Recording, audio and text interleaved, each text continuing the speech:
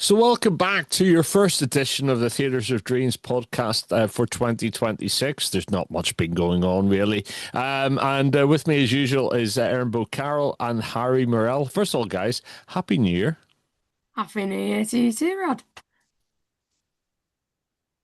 I'll tell you what, it's a happy new year for certain Manchester United fans in the stratosphere that we live. But for me, it's more of a put my car in for the MOT today, and it sort of feels that's what the club needs. It needs someone to say, look, there's a failure there. Get some new tyres, sort your act out, and pay a little bit of money, and actually get someone decent into the club. Because when we got the news yesterday, if I'm honest, I was shocked. I thought it might have been just a slap on the wrist, maybe take him aside, a little chat in the director's box saying, look, you can't be saying that. But to get rid of Amorin, he's clearly enjoyed it because he looked absolutely looked like he was on cloud nine when he was leaving his Cheshire home yesterday with his wife. So he certainly seems to have a lot of weight taken off his shoulders. It just, for me, I feel like as a United fan, there's so much more weight and so much more pressure now added onto this season. We're sixth at the moment. If that goes out the window, is it because we sacked the manager? Is it because of the players? Or are we just going back through this cycle again and again and again? So, I guess the question is, was this a late Christmas gift? Or was this a really terrible start to the year? Now, over the weekend, of course, we played Leeds and he had that press conference on Friday where he pretty much publicly slagged off his bosses. And then he had that press conference after the game where, again, he pretty much slagged off his bosses. And he also took a pop at some people in the media, Gary Neville, for example, right?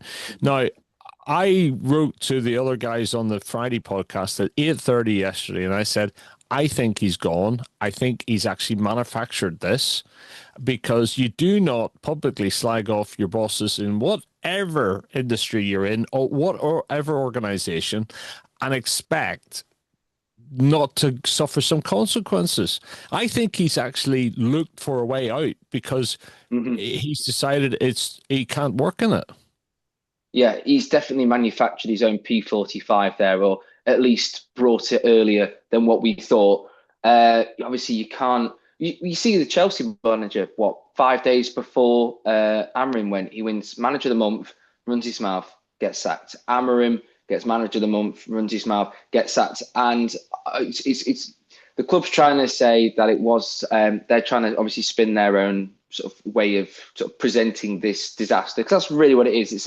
It's a breakdown in communications. It's a breakdown in trust, and it's one of those where I'm sure the decision was made on Friday night, probably because he wouldn't have gone into that press conference in the way that he did. Was he not trying to sort of go out on his own accord? Because obviously, if he leaves, if he resigns, he doesn't get any money at all. And this is the thing with Manchester United. Some people say it's a poison chalice. It's the most difficult job in the world. For every manager, I think I'd be licking my lips for that job, because if I go and I get the wins and I get the performances, I'll be known as the person who saved Manchester United from a dire 13 years.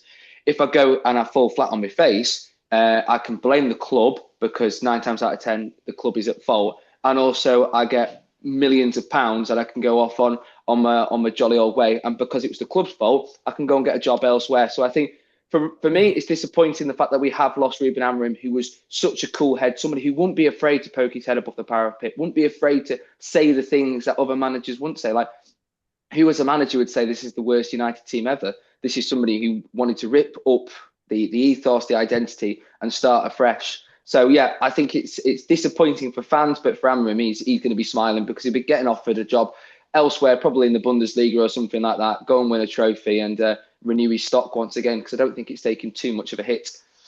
Aaron, what's the blue side of the city and the other fan base is saying about this? I mean, do you look at this and go, yeah, this is just classic United of the last, what, 10, 12 years, whatever?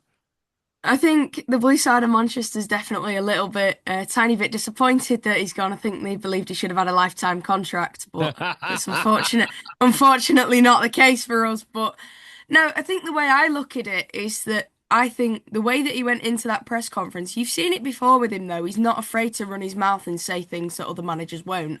And there's been a couple of occasions where he's come out with a few controversial comments about the club. Obviously, when he said it's probably the worst team they've seen in years, and he wants to like just rip it up and start again. But I think the way that he's gone about that in his press conference against Leeds is that he said that because he doesn't want to admit that the job was too much for him. I think this is the way I look at it. I think you appointed him too early. He wanted to come in the summer, didn't he, and start completely fresh. I think you threw him in a little bit at the deep end mid-season where you were kind of already having a poor you were having a poor season at that point where you were already pretty much low down in the table. I think you threw him in a little bit. But then again, I think his stubbornness has also cost him a bit because he doesn't want to change the way he plays. That really hasn't helped you. But I think the blue side of Manchester just seems a bit disappointed that he's not staying around a little bit longer, and especially not staying around till the 17th when we play you next. If I can just chime in on that stubbornness, I think that is a part of what has gotten the sack, more in terms of that's the way that they've spun it. Because if you're bringing in a manager like Amorin, you've seen exactly what he's done at Sporting. He's had some great success. He's brought a historic club who has struggled back to the top of their respective league, and it's the sort of the manager you wanted. I don't think the job was too much for him. I think it's sort of like almost like a house of cards sort of situation where everybody on this United board is trying to be bigger than the other. They're trying to be bigger than Sir Jim, always trying to be in shot of everything. And obviously, when you've got a manager like Ruben Amorim, and I keep using the phrase manager, he wanted to be a manager. He wanted to be instrumental pulling all the strings. When he was told that wouldn't happen, he then, I think, sort of panicked and just sort of stuck with this system and tried to get the basics right first, which I think you can sort of understand before you're trying to completely start messing around with all the different formations. At least get one absolutely nailed on. But yeah, for me, I don't think the job was too much for him. I think there's just an underlying issue at the football club. My biggest concern is we've got Darren Fletcher in, who, don't get me wrong, he's a brilliant under 18 coach. He knows how to nurture youth talent, and where he is in that current role, it's perfect. What I think will happen is he'll get 3 wins or whatever. We'll start saying, give him the contract, and we'll go around in this cycle again and again and again. And then just a question that I could sort of lead to you, Rod, is Erin mentions stubbornness there. If you look at all the managers who've been linked with United, not a single one of them, I would say, is a yes man, really. Every single one of them has their own bravado, their own character, their own sort of, I'm the best person, because that's what you've got to be as a manager. And clearly what Manchester United want is they just want someone there to run the training sessions and do a few scripted interviews. See, I think his language at the weekend was interesting because he started referring to himself as the manager, right? Mm-hmm. And actually, you know, if you go way back, I think Manchester United might have said, and they keep on saying it's Ineos. Of course, they run football operations now. Ineos might have said, we recruited you as a coach, right? And therein lies one fundamental different attitude, or one fundamental different philosophy in how you're doing it. He isn't like Ferguson managing every aspect of the club, right? He's going to, but that also means that he comes with a football style that you buy into and you support, right? So, but the thing that opens to me is really. Football's moving into this new era where you have coaches, they coach a system, and does that mean that they are incapable of coaching any other system, right? Because his downfall has been his desire to only play a 3-5-2-1 type formation, right? Or at least, and when he went to a flat back 4, we got a result, and then he went back again. Now, it opens up all sorts of questions to me, because I've heard Harry Winter talk yesterday about United as a 4-4-2 club, right? Well, why is that? Is that because we just like wingers? I mean, should a club not be able to change? But at the same time, should a manager, a coach, not be able to change between a flat back 4, a back 3, you know? I think that's a brilliant point you've made there, because Manchester United have always been associated with the 4-4-2 sort of style thing, playing the youngsters, and that's always been our identity. And clearly, we say that about the football club. That's how we have to stay. Yet when we've got a manager who wants to stay in the 1 point, it's absurd the fact that he won't change his situation. I think that's a bit bit of an interesting sort of argument there. But for me, as Erin says, I think he came in at the wrong time, because if you look at this Premier League system, or this league so far, we're 4 points off fourth in the league, and we're also 4 points off 14. So this is a sort of league where, even as you say, play the 4-4-2, simple football, almost like Ollie Ball. I'm not saying I want him as the permanent thing, but sort of like his style of manager, exciting, quick attacking football, and you get those results, and you see you go up. Whereas with Amorin, I feel like his system, say if he was still in, it won't win in the Premier League this season. It won't necessarily win it the next season, but maybe 3 seasons from now, I think that system would be the sort of thing where a lot of teams would be thinking that's how you sort of are to play this football, or how you can win games. But the issue is we didn't give him the time to get the fundamentals right, and also we crucially didn't give him the backing in the window to buy the players to support that system, because clearly what the issue is, we didn't have enough players to play this formation that he wanted. So when with the wing backs, he's only brought in one player, Patrick Dorgu, and that almost feels like he was sort of like a Swiss Army knife sort of purchase. Like, he can play left wing back, but obviously he's better at right wing back. But then if something happens, we've got a player who can play in different positions. So it's almost trying to be like a compromising sort of signing. For me, the concern is the fact that Ineos have brought this man in with this system. And when you sign this player, he must have gone, right, I'm going to need a lot of backing here to buy the players that we need. Because clearly, yes, they did a tremendous job getting rid of that so-called bomb squad and clearing up the wages, but we didn't recruit back in to suit that system, and we look very weak and we look very depleted. So this is what. So my plea to the owners is, please take your time with your next appointment. Decide the style of football you want. Decide the style of DNA of football you want, and then make a list of how much it's realistically going to cost. Don't sort of like shortchange it. Say exactly how much it's going to cost, because otherwise, now we've got 6 months where we're going to use players from a previous system, but we want to see results, which we're not going to see realistically if we had Fletcher and we had Zidane in, or whoever with that players. Are they really going to get a major change? What needs to happen is there needs to be that overhaul. And this is what I was saying 14 months ago when we were talking on the podcast when Amorin came in. I was thinking this is a perfect opportunity. We've got a man with a clear vision, identity, everything. The board's got to back him. And they haven't done that. They've sacked him mid-window. And I just think we can't, whoever we bring in, we can't have the same cycle again, because before we know it, it'll be 20 managers in 15 years. But let's come back to the first part of this. Is I actually believe he orchestrated his own sacking by being very clear on what he was communicating pre the Leeds game and post the Leeds game. You cannot come out in it doesn't matter if you were in Radio Walty or you're in Microsoft or Apple, you can't come out and criticize publicly the people who pay your wages in that way. And he undermined their authority by doing that. Friday and Sunday. So the only way they had to instill and promote their authority was to sack him. Now, I personally believe he orchestrated that. I believe that he has wanted out, and he used that opportunity. He orchestrated his own dismissal. And let's face it, he's going to be paid for another, 18 months or something. He's not going to be, but I wonder whether he actually started to realize this job's too big for me. I can't do this. I can't handle this. I don't think with this narrative of it's too much for him, I just think he was led blindly down an alley. He was promised one thing, and then the board have completely changed their stance on what they're going to provide for him and this project. This is why I think we've seen such a change. And I know he's always been vocal. He's been very, very on the nose with his comments, but I think we really did see a change in that press conference. And there's obviously you always see like pictures from behind the scenes. There was apparently a discussion with Wilcox and Amorim on Friday, which ended quite hostilely.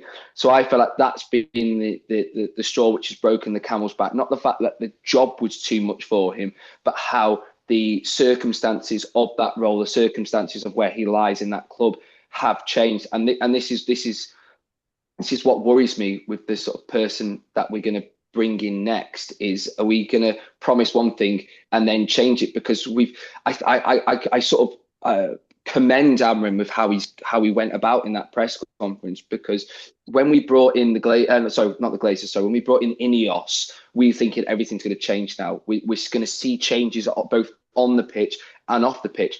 They talked about a stadium which is being built. We haven't heard anything about that for the last 6 months. We said that we're going to bring a director of football in who's going to have a clear vision.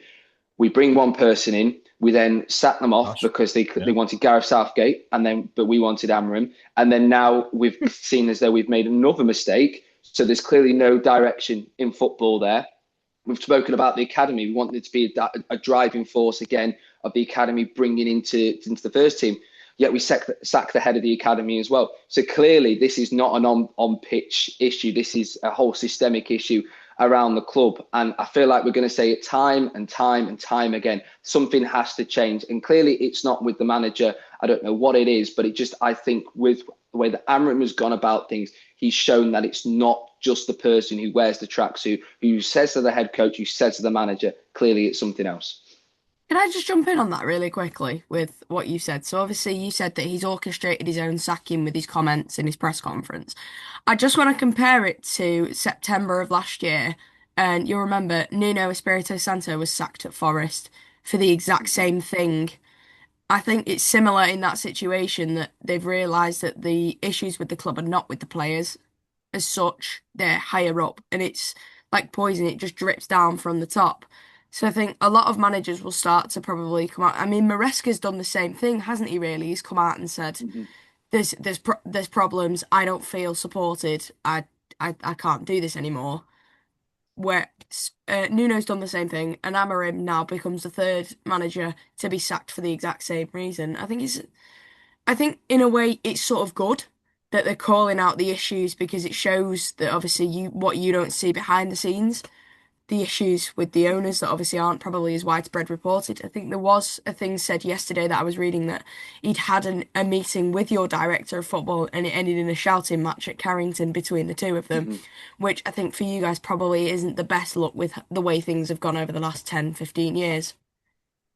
But you know, I come back and I think that did he accept that he was going to be a coach, right? So if you walk into any job, you've got terms and conditions, you've got rules and responsibilities, and basically, if somebody turns around and says you're going to be a manager of a retail store, and then they turn around and say you're going to be head of department of that retail store, there's a big difference between the two, right? Yeah. And if they sold him and they said to him you're going to be the manager, and then he ended up being head coach, then fundamentally big. But at the same time, if he thought he was manager, but they're referring to him as head coach, he should have qualified that earlier, you know, and we don't really know the answer to this. I thought it was interesting. He pushed this management thing at the press conference on Sunday, and it clearly was something that irked him.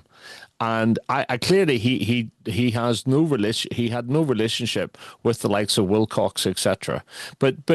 But I come back to the fact that I think our football department wanted to buy certain players. They have certain targets they want to buy, and they seem wanting to be patient to try to get those players, the right players for the right system.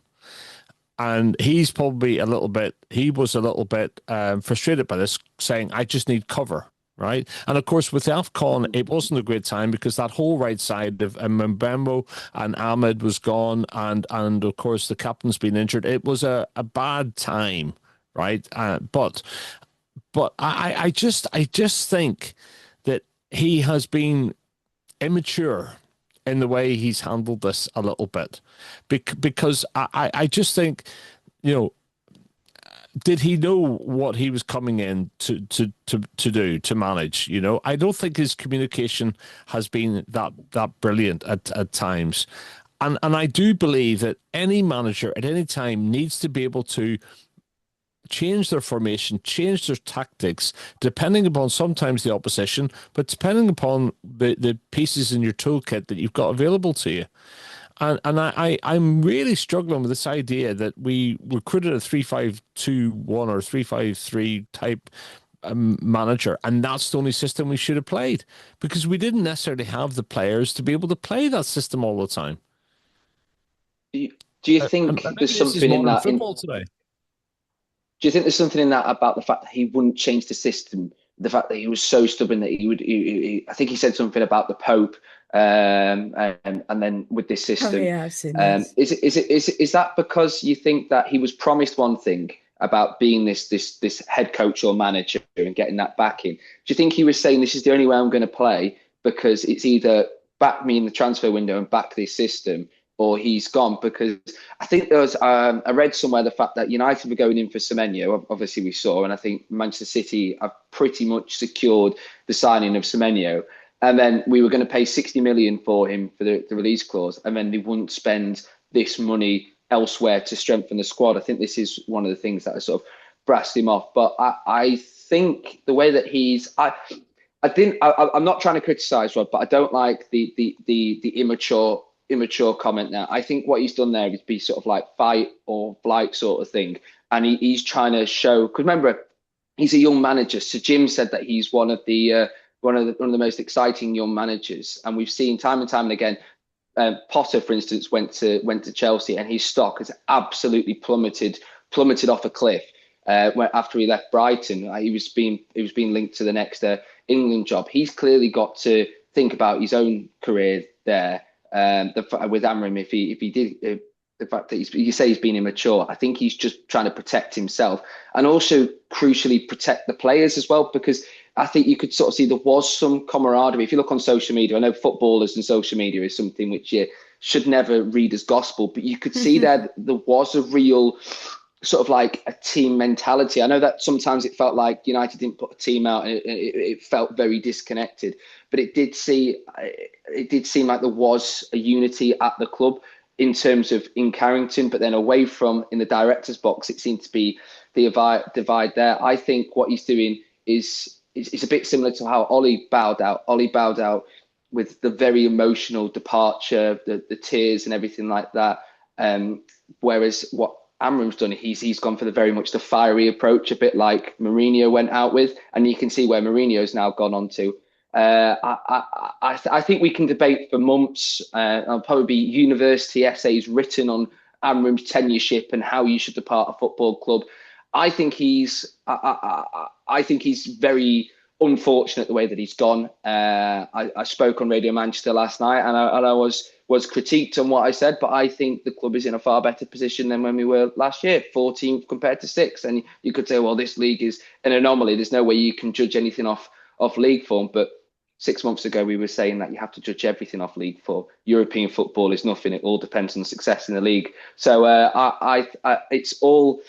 We can't say, oh, it could have been this, it could have been that. I think it's a shame that we won't see what this Amorin project will lead to. But whoever comes in next, let's hope they get their time to see their project come through. Well, you're right to pick me up about maturity. I was just struggling for a word, but I think maybe it's emotion. I think sometimes you can be. It's time to be emotional, and there's a time when emotion means that you look irresponsible, right? Mm-hmm. And I think at times, I think over the weekend his emotion caused him either he had a script and he had a plan and he's managed to that plan, he's articulated to that plan, and he's got what he wanted, right? Because there's no way you can take on the board of any football club by the media and win, right? So when he started saying what he's saying over the weekend, I fundamentally believe he knew what was going to happen. And I believe that this is it's a way out. It was a way out for him, right? Now I guess the question I'm going to have is, will I miss him? Right, will I miss his style of football? And I was thinking the other day, as somebody who has memory issues, right, I'm going to miss his bloody chant. I've just got it word perfect recently, and now I'm going to have to learn a whole new chant. There was a swagger I sort of liked. There was a youthfulness I sort of liked, but I did think, and this has been a problem with a number of managers. It was the same with Ten Hag. Is your inability to handle press conferences and the narrative around Manchester United. It's not just about coaching a team. It's not just about transfers. It's the whole management of the narrative, etc. If you don't know how to do that very well, or you don't do it very well in the eyes of the board or the fans, you're going to really struggle. Now, he might sound around and say, I did it well because I got what I wanted out of it. But I don't think he did it well. I'm apart from the weekend. I think that's why he was a coach, not a manager, you know. But maybe he didn't get enough support from the football department above him. Did you not like the emotion, though? Did you not like it was sort of a refreshing thing that somebody? For me, it felt like he knew exactly what every single fan has felt for the last 13 years, and he sort of. I personally sort of liked his heart, like the fact he wore his heart on his sleeve, and with the comments after the derby, I was sort of at first thinking, oh, he's come out with what he said here, because obviously it's a derby, we've got a draw, which probably was the fair result for the game. But again, you want to go to Leeds and give them a good game, because regardless of what league position is, it's a big rivalry. I quite like the fact that he was so open and he showed his emotions, because that's what all of us have sort of felt anyway. And at first I thought, yes, it's not what to say, but I thought you might have got a slap on the wrist and sort of go, right, this is your last warning now. You have to perform, you have to show your results, or you're out in 6 months, because I like a little bit of emotion. I like a little bit of passion more than emotion, right? I like to say a little bit of passion. But when passion becomes uncontrolled emotion, which becomes irresponsible statements, and I come back to this point, you cannot slag off the people you work for in public, right? He didn't have enough credit in the bank to do that. Ferguson could have done it after winning several titles, right? He had credit in the bank. Ruben had no credit in the bank. None at all, actually, apart from the possibility and the fact that we could have been. He didn't have enough in the bank, and I actually think that he orchestrated the weekend. He orchestrated his own exit, right? Because it's easy for him to be sacked and walked away, right? But overall, I think that I wonder whether, you know, the football department, the football directors, the overall football management team, because he was part of the management team, that they've not worked effectively. It's not worked. And that's a failure of team management. And I mean, that's a failure of the executives not to get those guys to work better. You know, did they try to get Wilcox and Amorin to get their heads together and just blast it out privately and get over this issue? Or did they sidetrack it, you know? But that's a failure of the board to me, or the CEO, not to get his top team working effectively. And you know, yeah. I think as well, I think we've championed time and time again on this podcast, this is no longer a sport, it's a business. And if you're looking at your chief directors and your your management board, if that's not right, then the company doesn't work. It isn't in profit, and obviously profit for Manchester United should be results on the football pitch. It almost feels with this Wilcox thing, it's like Woodward's, just with a different name and a different face in the director's box. Whoever comes in, they are going to have a tremendously difficult job trying to work with these directors. And for me, I've been trying to chalk up a shortlist for the names who we could actually realistically bring in. I know everybody says, "Oh, we're Manchester United." Everyone drop a hat. Drop, like somebody was saying about Emery, he's going to walk away from Aston Villa. Is he Eckersite going to walk away from Aston Villa, who have a genuine chance to win the league? I think again we need to reset and reevaluate what our stock is actually worth. We're talking about waiting till the summer to get some of these big names in. I still think if you're giving 6 months to stew over the idea of going to Manchester United, I don't think we're going to have people knocking the door down to take that role, because we've had the Premier League experience, the cool head of Moisey, who was brought in after Sir Alex. We've tried to go for that defensive style with Van Gaal, didn't work. We've tried to go for the one who wasn't afraid to put his head above the parapet with Mourinho. That relationship fell apart. We've also tried to go for the club legend with Ole Gunnar Solskjaer. That hasn't worked. That's fallen apart. And obviously now we've tried to go for the young manager who has performed elsewhere bringing in this whole new ethos and this new system. That's not worked. So where do we go now? And people keep saying, "Oh, Zidane's going to come to United." Why on earth would Zizou come to United? I do not have a Scooby. So I'm certainly scratching my head. So it's 10. Have you seen that wonderful picture that somebody's done of the 10 managers, whether it be permanent managers or interim managers that we've had since Alex Ferguson left? You know, it's almost like it's not quite like the Dirty Dozen. It's like the tarnished 10. You know, and you sort of think, you know, you look at that and think, what organization and its right mind could survive having so many people, never mind the amount of money we spent actually just compensating them? What organization could survive? How many years is it since Sir Alex left? Is it 12 or 10? 13. I think it's 13 years. So in 13 years, we've had 10 managers, 10 leaders of the football team.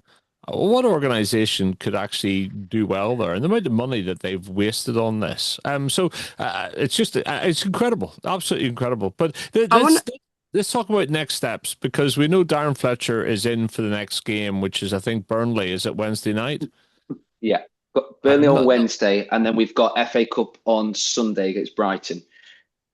So do you? I mean, first of all, I think it's interesting because his sons are now promoted to the first team, and he went down to the 18s manager, didn't he, so that he wouldn't have to manage them. But I think that's reasonable. I think the question for me is, will that be him until the end of the season? I don't think they'll rush to appoint somebody before the end of the season. So will it be Fletcher and the football hierarchy until the end of the season, or will they try to bring in somebody as an interim after this weekend? Go on, Erin.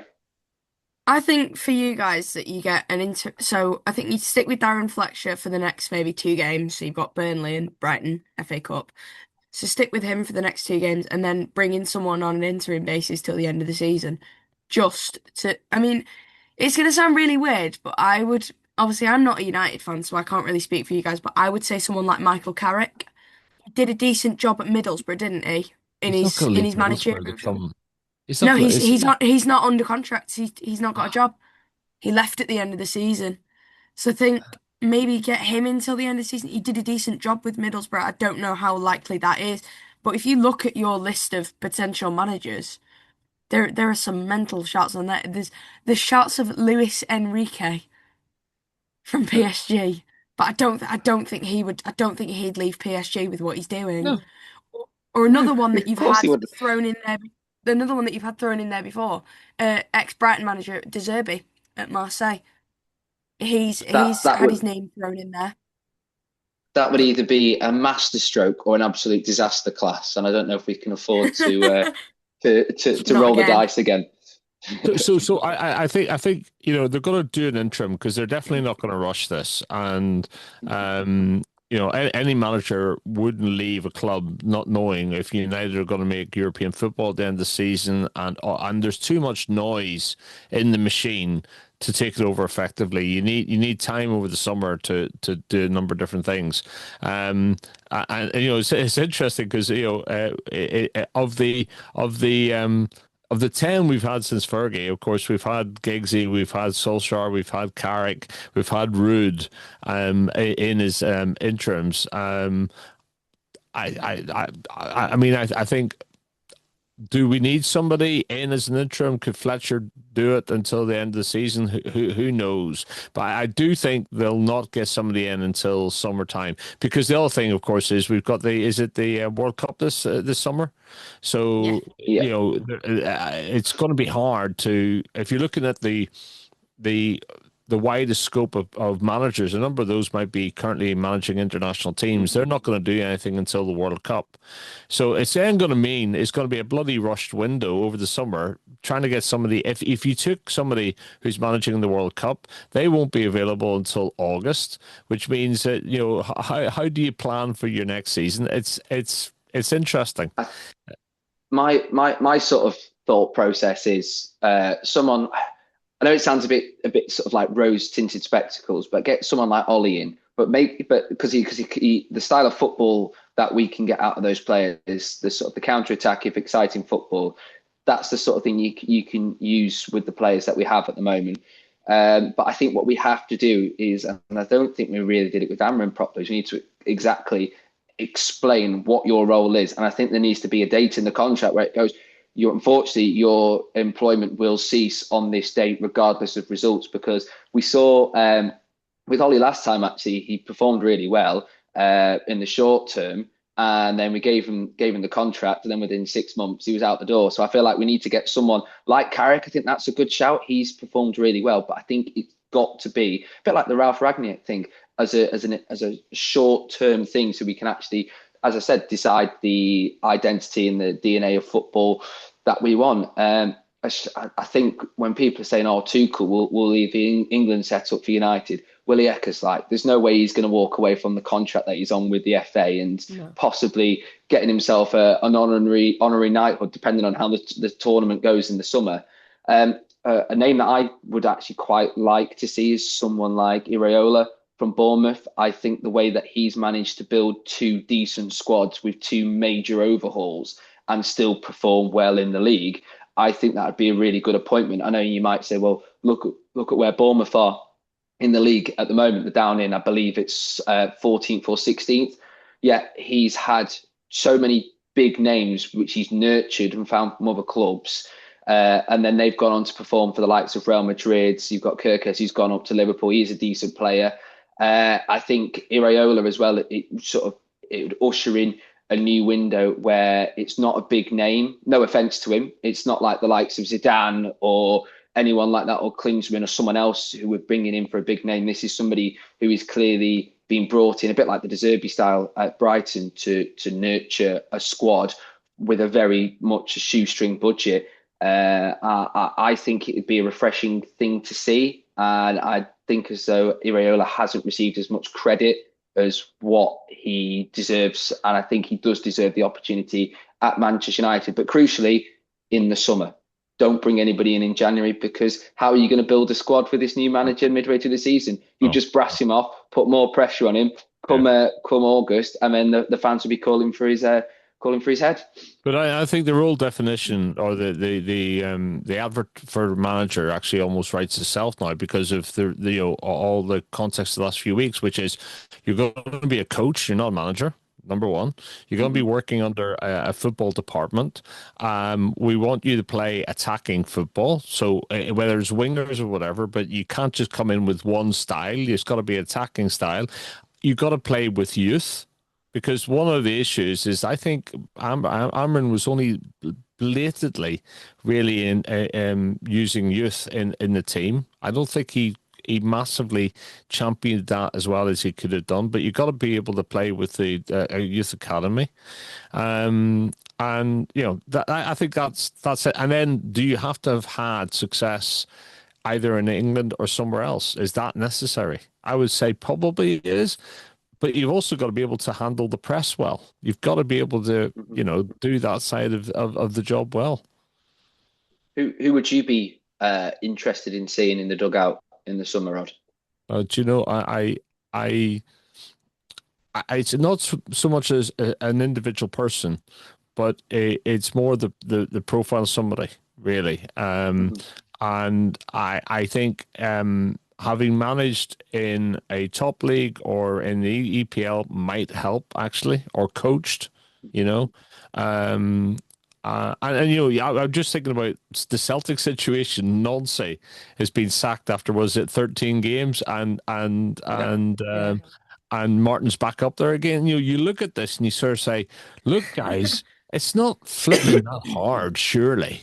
You write a role definition, you write a profile of the person you want, you agree on the characteristics, the criteria, and you go and find somebody who matches those criteria as best you can.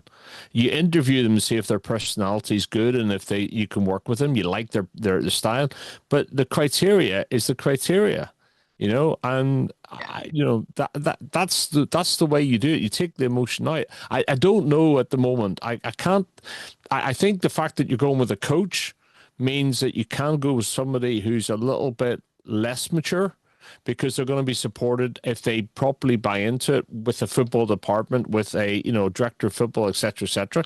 But that means the director of football needs to step up more, maybe be more vocal, maybe be out and give them a bit more protection. So it works both ways. If we're going to go down this approach, I think that there are roles in there that need to step up and protect the coach more than maybe he was protected. But I think interim to the end of the year is the right thing. We get the guys from AFCON back again, and we create a system that makes the most of the players we've got. We've missed Mbeumo, we've missed what's his name, plays on the right. Ahmad. Missed Diallo. Yeah, and we have. And there's some players that shouldn't be playing either. I think as well. This is the other reason why I'm sort of scratching my head is I don't think it's scratching my head, but more it shows the fact that it was a complete breakdown in communication. If half the squad isn't there, I think that really does I think that sort of cements the decision. But we mentioned AFCON a few weeks ago, and we're saying this is the perfect opportunity for Mainu to come into the squad. I feel as though if Mainu had stayed fit, maybe we would have had a complete different outcome, both in results and also press conference we received at Leeds. Well, it was the perfect opportunity for Mainu, and the fact that it's either bad luck, or bad management, so Sure, he'll be pleased. Penny for his thoughts. If Fletcher starts both his sons in a midfield pivot without Mainu coming into the squad, that would be an interesting thing to see at Burnley midweek. Yeah, do you know? I just think it's such a waste of a good chant, Harry. I can't help but worry about that. I really like that chant. There's been so many chants. I love the Ole Gunnar Solskjaer chant. This is a nightmare. I think from a Blue perspective, Rod, I think we're gonna miss chanting about him never winning you any trophies again. I think that's just one thing that we might miss a little bit on the Blue side of Manchester. All I'm saying is just be ready for it, because you're very much at its highs at the moment. When Guardiola goes, it's going to be those shoes are going to be so heavy to fill. I mean, to be fair, mentally prepare yourself. Don't worry, I am, because I mean, there's a talk of him going at the end of this year, at the end of his end of this season, isn't there? Which, to be fair, I wouldn't be surprised with. He spent 10 years at the club. He's won everything there is to win, probably numerous times. He's won everything there is to win numerous times. There's not much left for him to do, but I think he'd want to go out on a high. I mean, you look at the table now, 6 points behind. It's only January. How many times have we seen Arsenal bottle it come April, May time? Is shocking, but I think I'm just saying that on the record. It has happened before. Let's just move away from Manchester United and talk a little bit about the football and where we're at in the Premier League come the halfway point. Do we have to? Well, I mean, I actually have been saying recently that whoever is coming out with more momentum post Christmas will possibly go on to win the league, right? And actually, the good thing I think for Arsenal is that they managed to get through Christmas well, and that 6 point lead, that two games lead, I think could give them enough momentum to go all the way now. Now, don't get me wrong. It's very competitive, but it's going to be either City or Villa to challenge them. As much as I think Villa have done fantastically, and it's Emery there, isn't it? Unai Emery, really, really well, and they'll be happy with a top 3 finish, for goodness sake. But I honestly believe that at the turn, which we are at 19 games in, 20 games in now, actually, but we're at the turn. I think Arsenal are set up to just march to the end. I really do. I think that 6 points is a big 6 points. I mean, don't get me wrong, City breathing down your neck is massive, really massive. Yeah.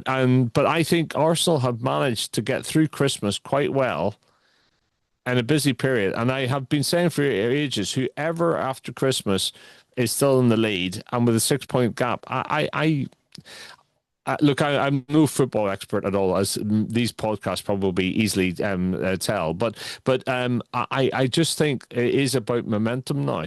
And I don't know how many players Arsenal have away at AFCON, etc. But they've got through that Not a period, lot. So I think it's interesting.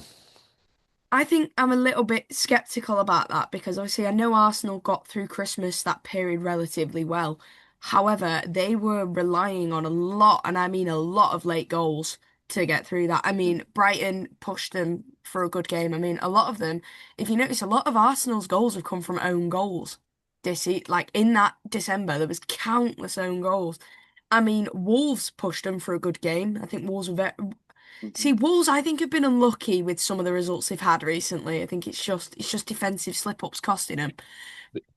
But here's the thing, Aaron, right? Mhm. I think most teams who win the Premiership or any league rely on a certain period of a bit of luck and actually Yeah, very close results. 100%. And those close results are about your mindset and your ability to dig in, etc. Now the question is having it at the halfway point great, or would you rather have it as you're getting closer to the end and you get over the line, right? So the big thing is, do Arsenal manage to consolidate and then get back into the style, having had that period where it's been a little bit more, a wee bit of luck, a bit more fortuitous, they've got through? Because you could turn around and say that's championship winning form. Yeah, Harry, what do it you think? is. But Go I on. was going to sort of say, wasn't it Sir Alex who said that the season doesn't start until April? I think that's one thing we do. That just might be me being an embittered Manchester United fan, wanting anybody other than Arsenal to win the league. But it's just the way you look at that league table at the moment, and the Arsenal, yes, they are points ahead, but what it might come down to is goal difference. And currently, City and Arsenal are neck and neck on goal difference, and it's all these fine Yeah. margins. I completely echo what Erin's saying. I think the fact that they have been lucky with a lot of late goals, but if we as when we see the season go on and the fatigue starts to kick in, that's where we see the quality of Manchester City and also crucially the depth of City's squad. I know that City have just lost Oh Bardiol with God. a leg break, but he's got this. The thing is with City, they're so comfortable they can easily bring another player in there. Especially when you start to get towards the tail, when other competitions start to come to a close. You've got the League Cup coming up for them. Arsenal would love to win a trophy. It's a bit like Spurs. Doesn't matter what name it says on that trophy, as long as they can say we've won As something. long as they You've get got the it. League Cup coming up. You've got the FA Cup coming up as well, a competition that Arsenal love to win and they'd love to increase their gap on. You've also got the Champions League, and if you've seen with what Guardiola's done with the Champions League, you've seen him change his style.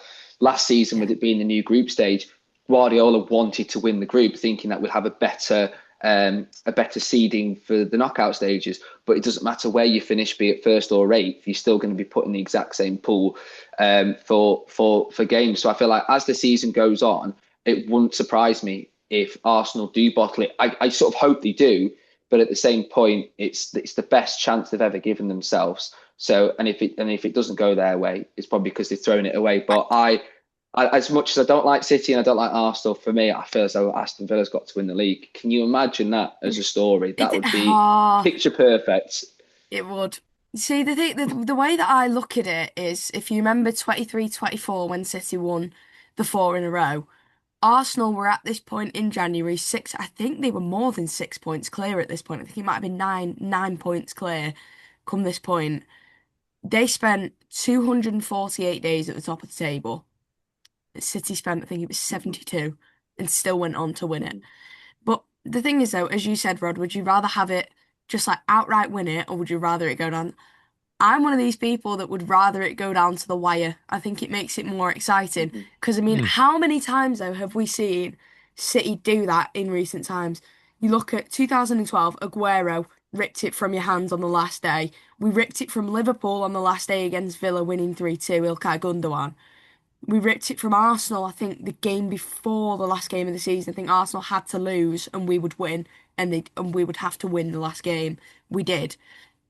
I think I'd rather it go down to the wire, but then again, I think we've just had Sunderland, and Sunderland haven't lost at home. I think is it all? I'm right in saying all season they've not lost at home. Mhm. They Yeah. pushed us for a good game. And frankly, on Sunday, we were just not good enough. Second half, we were just not good enough.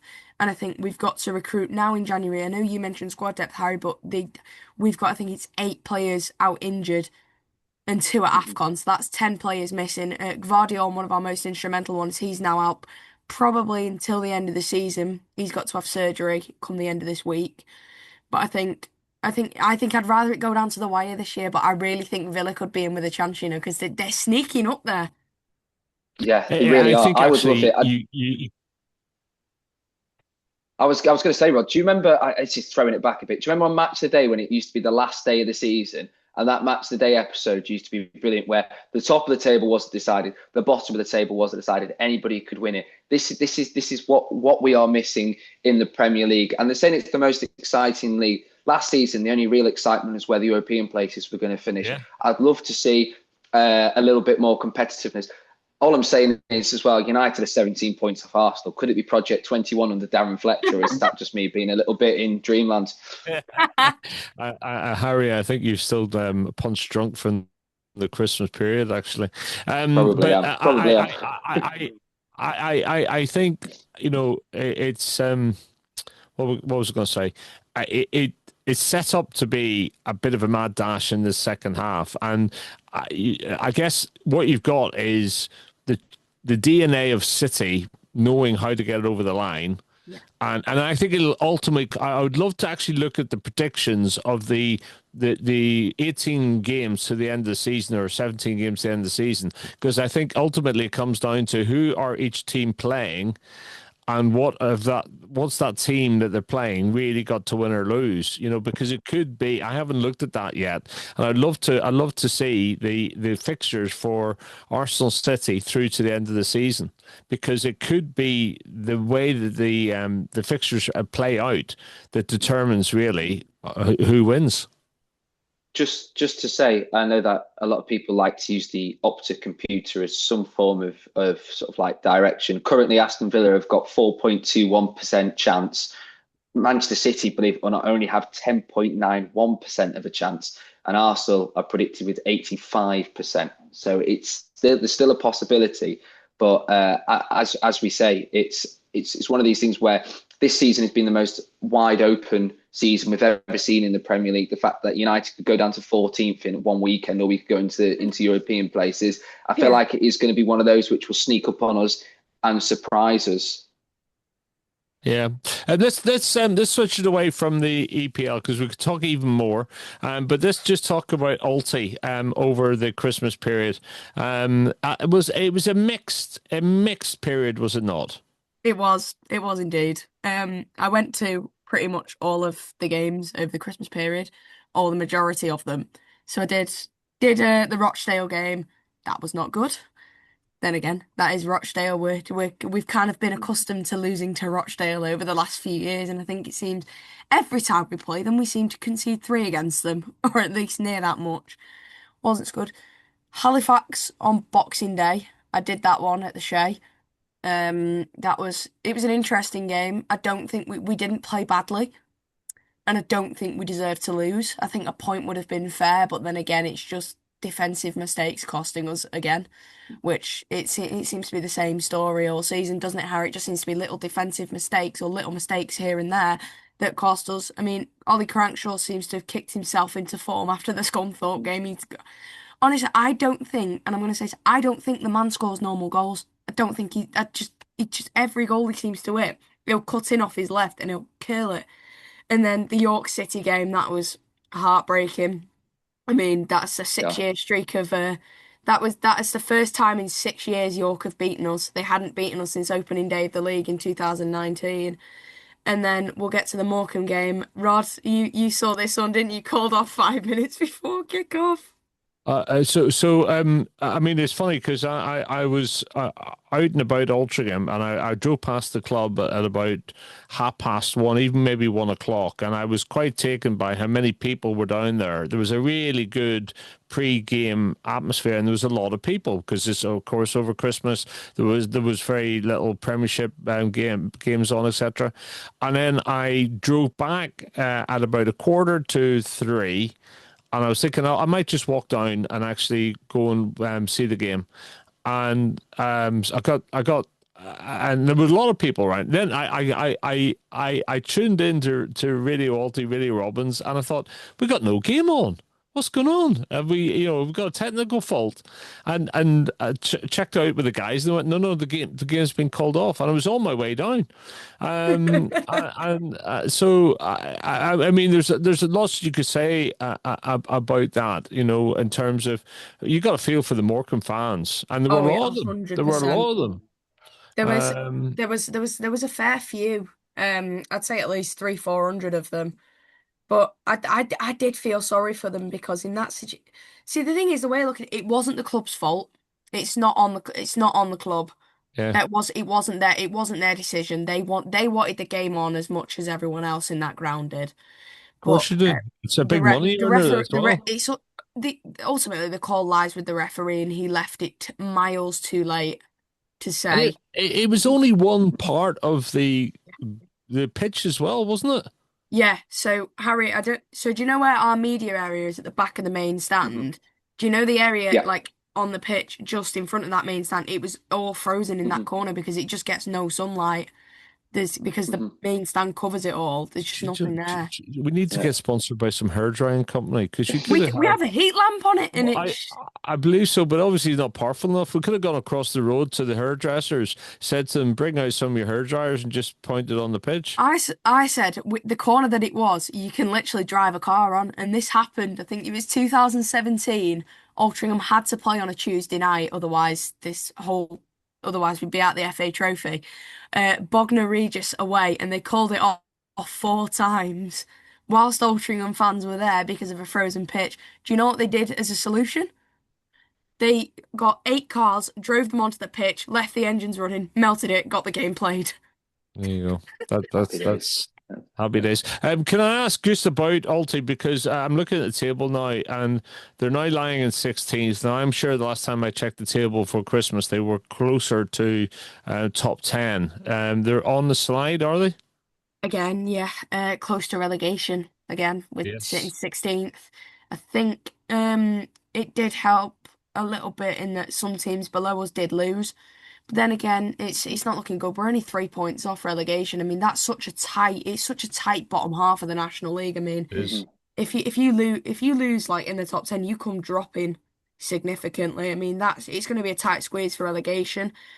But I mean, the way I look at it, Rod, if we don't play, we can't lose. We're still unbeaten in Certainly. 2026 and haven't conceded a goal yet. So Can I ask? things are looking good.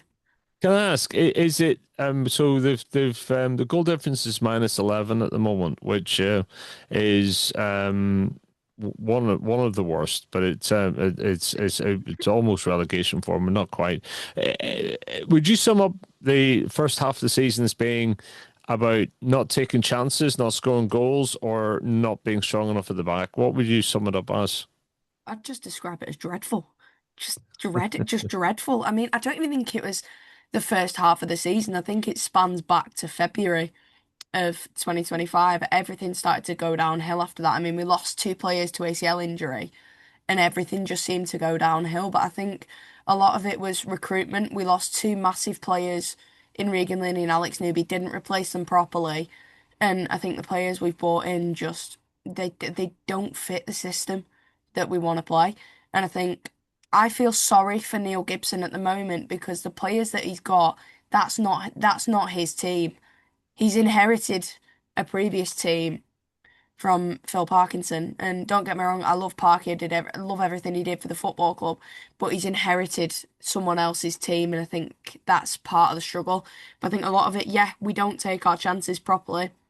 I mean, at Halifax, we had several chances we could have taken, but were either saved or missed.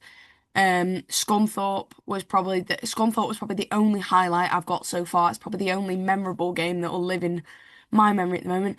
FA Cup, we simply were not good enough. We went 2-0 up, and I know you were there, Harry. It just was not good enough. But no, I think a lot of it is just down to missed chances and a team Gibson's inherited that's not his. And I think we need a few signings coming in, hopefully. So what's Aldi's next game? I'm trying to look because it's FA Cup this weekend. I don't think they're involved, are they? Nope. So they've got a break as well. So they've got when's their next game? The next game, as it stands, is Hartlepool, but I'd assume Morecambe would be rearranged before then Hmm. because of the Yeah, postponement. We've got, you see, though, you look at that running that we've got now, that's not good. it's bad. Hartlepool are It's bad. high flyers. Forest Green are challenging for the title. Boreham Wood are sat top of the table, and Carlisle away at the end of the month. That's 4 games Mhm. that we need to. Do you know what though? I'd be happy with a draw in any of them four, just as long as we don't get Yeah. consistently beaten. I think it concerns me because we've missed our opportunities, and I just don't think. I always try to be an optimist with football, but it's just looking at that fixture. It's where's the points going to come in? You could maybe argue when we play Wealdstone on the 10th of Feb, or possibly Woking on the 14th of Feb, but that's a whole calendar month. We've got difficult games, and yeah, as you say, maybe there'll be a few more frozen pitches. Either way, it's still prolonging the inevitable if you're playing Carlisle. It's with the National League, as we said as well, it's so up and down that that month could consolidate the entire season, and that's what does concern me. I think I'm very much in the same ballpark as you, Erin, where there are some fleeting moments of optimism when you look at the likes of Ollie Crankshaw coming into form, and you look that we are creating chances. It's just crucially we're not taking them. So even if it is a case that we do get beaten, but we give them a good game, I will feel a lot more reassured. But it's definitely It's just the concern. 2026 will be the start of it. Will be a dry January. Be very, It very, very, defines very the bleak. season. It defines the 100%, season, and I It's think a 100%. dry, And a dry January in every way. Then Harry, it could be dry of goals, it could be dry of points for oh, a lot don't of our say teams. that. I don't think I could hopefully it'll handle that. be hopefully it'll be dry of tears as well. But we just have to see where the two clubs finish up. So there's a few Premiership games midweek this week. Manchester United go to Burnley on Wednesday night. City are at home to Brighton. Newcastle Leeds will be an interesting game as well. So those are some of the games on Wednesday night. I think the Burnley United and the Newcastle Leeds are the two televised games. Then there's Arsenal versus Liverpool. Just a small matter of that. That's got to be a big game on Thursday night, 8 o'clock, and then we're into FA Cup weekend, starting on Friday night. And who have United got there? We've got Right. Brighton. Brighton, yeah. I would have.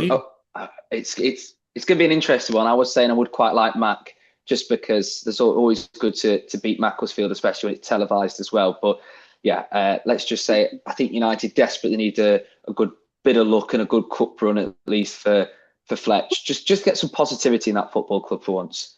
Fletcher's at the wheel. I genuinely think if you'd have drawn Mac, I don't think I would have watched it.